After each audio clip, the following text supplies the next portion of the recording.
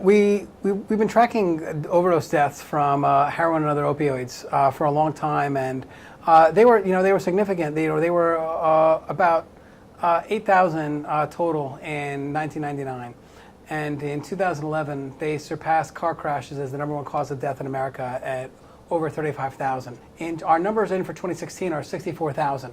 So probably in 2017 we're going to be double where we were in 2011. So this is absolutely a modern era American epidemic. Yeah, in New Jersey, the numbers have gone up even more significantly so than nationally. New Jersey is not the worst hit state, but we are above average as far as being hit by people having deaths from opiates, heroin, and now with the synthetic opiates like fentanyl and carfentanil. We're just at about 2,000 citizens of New Jersey dying per year from this. So we get heroin from morphine, and we get morphine from opium. Heroin is twice the strength of morphine. Fentanyl is 100 times the strength of morphine, so it's sold in micrograms, not milligrams. Fentanyl's been around for a while. It's been around for 40 or 50 years. It's been used by doctors during surgery as a local anesthesia, and it's been given to late-stage cancer patients, so stage 4, stage 5 to deal with pain, or hospice on their way out. That's been it. So people are legally obtaining it through prescription, and what's happening is that it's being prescribed by people who are not hospice workers and are not cancer doctors. More and more family practitioners and internists are prescribing it. The statistics from how many people start with opioids leads to an addiction. I've seen numbers as low as 15% and as high as 44%. So if we split it and we say we're somewhere around 20-25% of the people that try opiates are going to get addicted, that's a very alarming figure. People that get the strongest opiates, so someone who gets like Oxycontin 80 or Oxycontin 30 is much more likely to become addicted than someone gets a 10 milligram pill of Vicodin or Percocet or Percodan. Also, the longer people get prescribed, the more likely they are to get addicted. So if someone gets an initial 90-day or 60-day or 30-day prescription, they're far more likely to become addicted than what's now being pushed, the initial 7-day prescription. The medical industrial complex, and which has led to the opiate epidemic. The first, and they're not ranked in any kind of order. The first group is the doctors. Part of this is willful, and part of this is circumstantial. The circumstantial aspect is that doctors spend much less time with patients than they used to, and partly it's because they're not making as much money per patient. They could be limited by the HMOs, they could be limited by Medicare and Medicaid as far as the level of reimbursement. And so instead of spending 15 or 20 minutes per patient, they might be spending 7 minutes or perhaps even 3 minutes. And what they found is that pain patients are very, very difficult. And so the quickest way to get rid of a pain patient is to give them a pill. Enter the pharmaceutical companies. The pharmaceutical companies in the mid-1990s started marketing drugs that were for cancer, only for cancer, and they argued that they were also good for pain, and they argued that they were virtually non-addictive and that people deserved to live pain-free. And professional medical organizations came back and said, yes, pain is the 5th vital sign. So both these groups were pushing pain pills on patients. Government, which is the third part, failed to regulate.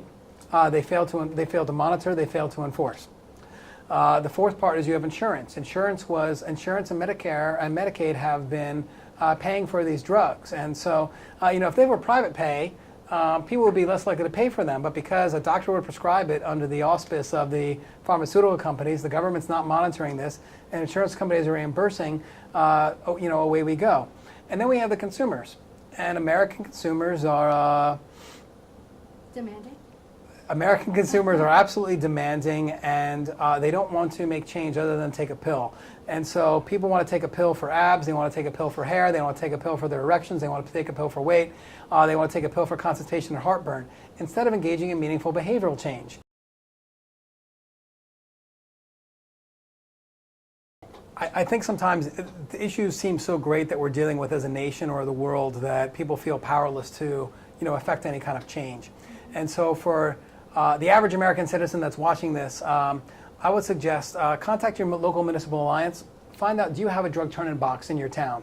Do you take part in Project Medicine Drop, which means you're securing your medicine cabinets, you're cleaning out your medicine cabinets, you're disposing of the drugs.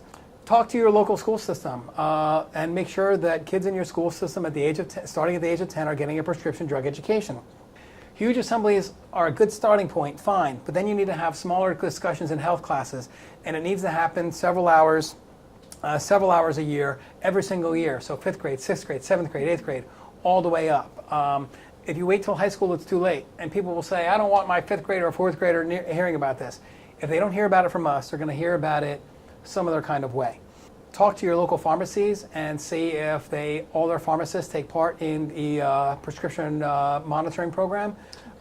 It's only mandated in 20% of the states. In New Jersey, it's not mandated, and so you want to see if your pharmacist is prescribing it. Maybe come up with some kind of sign or sticker to put on pharmacies that they take part in the PMP every single time. Take the next step and reach out to their state senators and state assembly people. This is a state-by-state issue, so you don't even have to go to your congressman. You can talk to your state senator or your state assembly person, who are very lonely people who almost never hear from their constituents. But the state government has perhaps a bigger role than the federal government does in our life. And so if you reach out to them and tell them that you want to have doctors be mandated to give 30-second warnings to kids and adults that are being put on opiates, or you want to see a 7-day limit of prescriptions or a mandated PMP, these are things that these state legislators need to hear, and they just don't hear from their constituents. They hear from a handful of constituents, and that's going to influence them very greatly. So for people that want to do that, it's really, really important.